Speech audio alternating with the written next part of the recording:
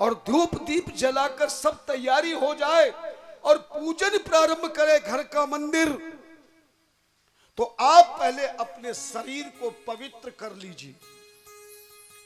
और शरीर को पवित्र करने के 3 कर्म है केवल साधारण व्यक्तियों के लिए।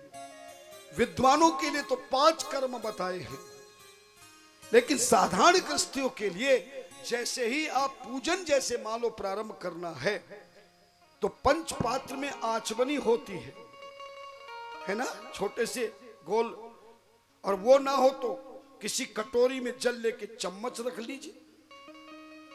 अपने उल्टे बाएं हाथ से 3 बार जल सीधे हाथ में लीजिए। ओम केशवाय नमः, माधवाय नमः, नारायणाय नमः 3 बार आचमन कर लीजिए। मंत्र भी याद ना हो तो 3 बार में 3 आचमन हरिओम हरिओम करके 3 बार आचमन करें। फिर चौथी बार में हाथ धो ले भी, ये पहला कर्म।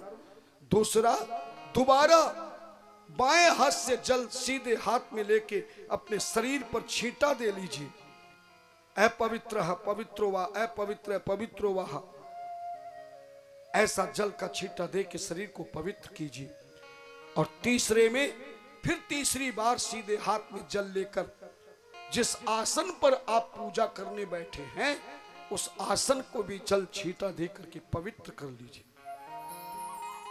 और चौथे नंबर पर विद्वान लोगों के लिए तो प्राणायाम कहा है, नेति प्राणायाम, जिसको अनुलोम विलोम की भाषा में करते हैं। सीधे हाथ के अंगूठे को से सीधा नाक का छेद दबाकर उल्टे से धीरे धीरे श्वास ऊपर खींचे, फिर दबा लेवे और फिर छोड़ दे।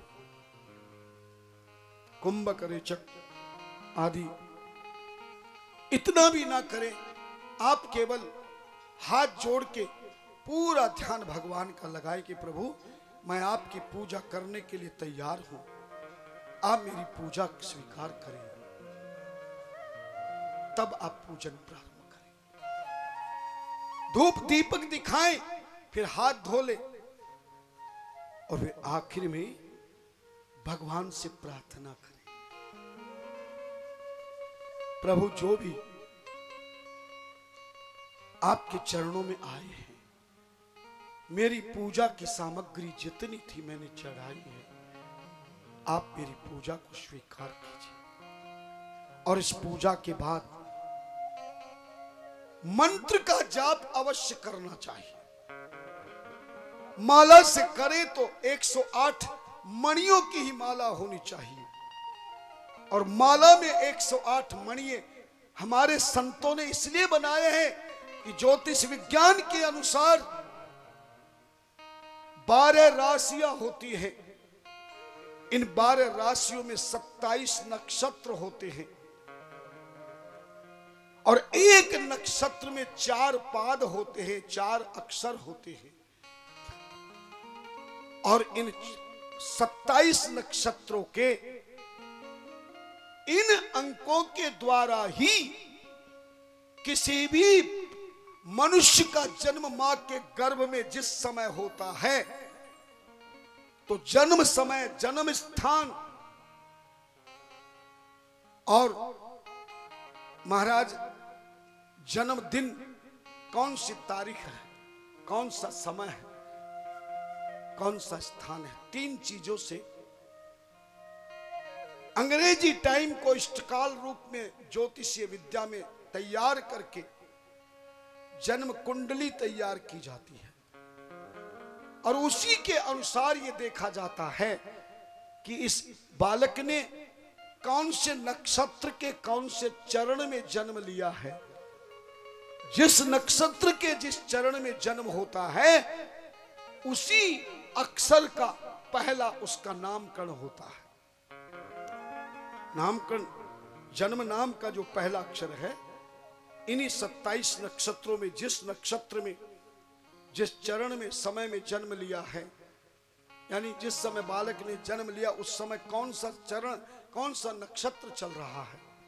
और ये चंद्रमा की राशि से देखा जाता है, क्योंकि चंद्रमा की 27 पत्नियां हैं। जो महाराजा दक्ष की पत्नियां हैं और बेटी है।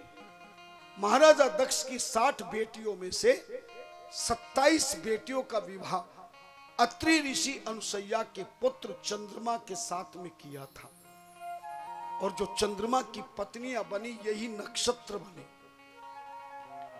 और चंद्रमा के द्वारा एक एक पत्नी से 4-4 बेटे हुए।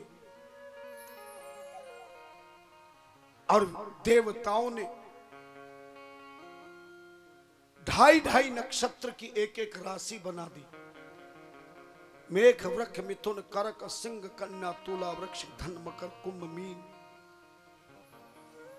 इसलिए नक्षत्र 27 हैं। और एक नक्षत्र में कितने चरण है, कितने अक्षर हैं, बोलो ना। और पुराण की भाषा में चंद्रमा की 27 पत्नियों में से प्रत्येक पत्नी को 4-4 संतान है, जिनका एक एक अंक का नाम है। और ज्योतिष के अनुसार चंद्रमा की 27 नक्षत्रों में प्रत्येक नक्षत्र के साथ 4 अक्षर है। कितने अक्षर है, जोर से बोलो? 4। और नक्षत्र कितने बताए? तो 27 नक्षत्रों के कुल कितने अंक हो गए? 27 को 4 से गुणा करके दिखाओ, 108।